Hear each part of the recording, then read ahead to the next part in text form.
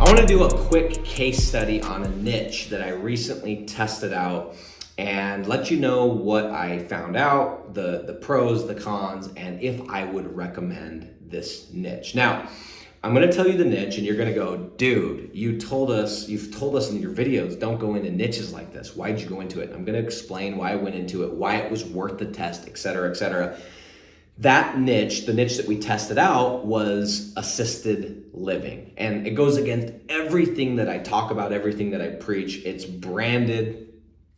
People want to do their homework. People want to read reviews. People want to see a logo. People want to know all this different stuff. It goes against every single thing imaginable. So why would I test this out? Well, my brother-in-law did happen to be in this space. And so he had a really cool, unique position where if he would refer these assisted living leads to these homes, he was getting some serious coin. And because of that, he hit me up one day and we were at family dinner or whatever. He's like, dude, could you get leads for assisted living? And my first knee-jerk reaction, I was like, dude, I could.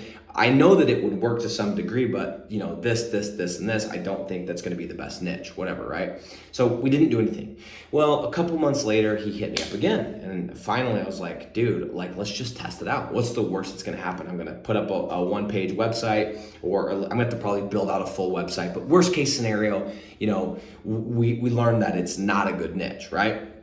So I did exactly that. I went to him. He started talking to a couple different facilities because he was in a cool position where he could, and we built a site. Now, with these type of niches, the sites need to look better than your average concrete site. These can't be the BS one pager, whatever, because think about it, guys. If it's their kids and they're putting their parents in assisted living, they want the best for them, right? Well, at least you would hope. So they're gonna be checking out the site. They're gonna be checking out the reviews. They're gonna be checking all these things. So we did put some more efforts. That was the first thing that sucked, is I had to put more effort into the actual website. We had to make it look more professional. We had to spend some more time on the content. I couldn't just slam it up, slap it up, et cetera, because they are gonna read.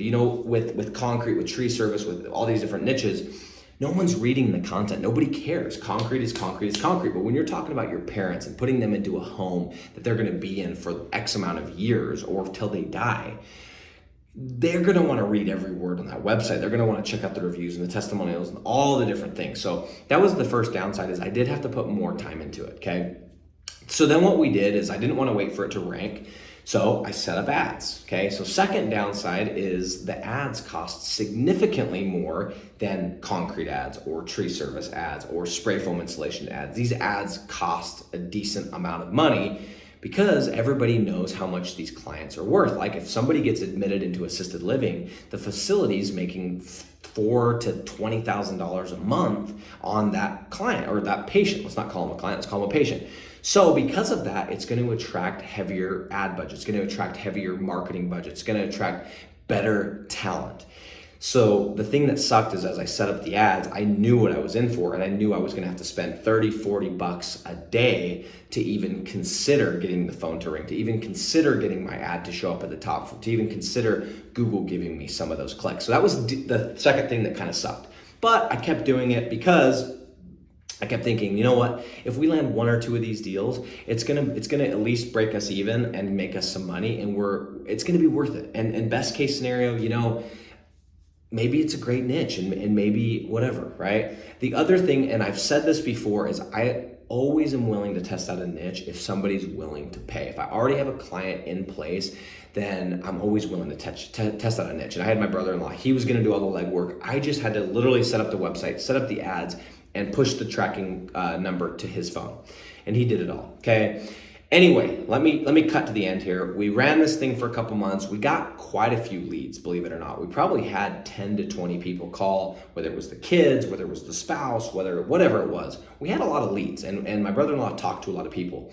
We also had a lot of spam, which happens with a lot of these, but it kind of got frustrating because these are valuable leads. These leads cost a lot of money to generate. So when you're starting to get spam calls, it really gets frustrating. We ran it for a couple months. We pushed these leads to people. And the other thing that I really hated is the time for people to make decisions. It takes a long time. With concrete, you could go in, your business owner, you could send them a lead today, they could go give an estimate tomorrow, and that person could potentially say yes tomorrow, which means it happens quick. With an assisted living, we would have these people call, they would read the website, then they would call, then we would introduce them to the home, and then they would talk and they would say, hey, we're looking at this date. And it was this huge, long sales cycle to even get somebody placed. So I think of all the leads that we got, let's say 15 or 20, okay? We probably sent 5 or 6 good ones to these homes or these assisted living facilities where we kind of handed it off to them and said, hey, can you follow up with these clients and whatever, and they kind of did their thing. And I will tell you, after running this for, I think it was 3 or 4 months that we ran this thing for, we ended up with exactly 0 sales, with exactly 0 people that joined the facilities or that got admitted to the facilities, and that means we got 0 in commissions, okay? Or 0 in per lead deal. And the other thing that sucked too is with those type of deals, it's really almost impossible to set up a flat fee deal because there's so few of these people that are going to convert into actual patients. So the only way that this test worked was by running a commission deal. Another reason why I just loathe doing commission deals. We made $0. We spent, I don't know how much time setting up the site, doing the content, setting up the whole thing with the hosting and the tracking number and the domain. On top of that, I spent multiple thousands of dollars running the ads, which all ultimately equated to $0 in the bank for me.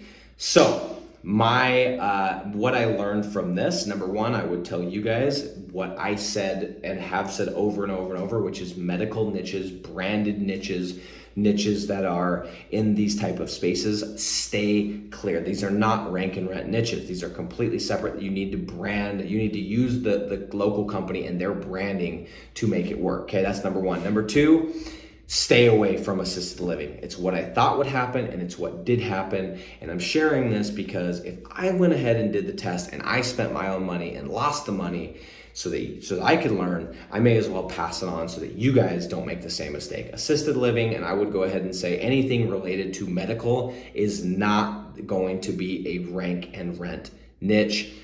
Hope that helps, guys. Stay in concrete, stay in tree service, stay in spray foam insulation, stay in awning, stay in the home service niches, the wham bam, thank you ma'ams. That's where the money's at. See you guys on the next one.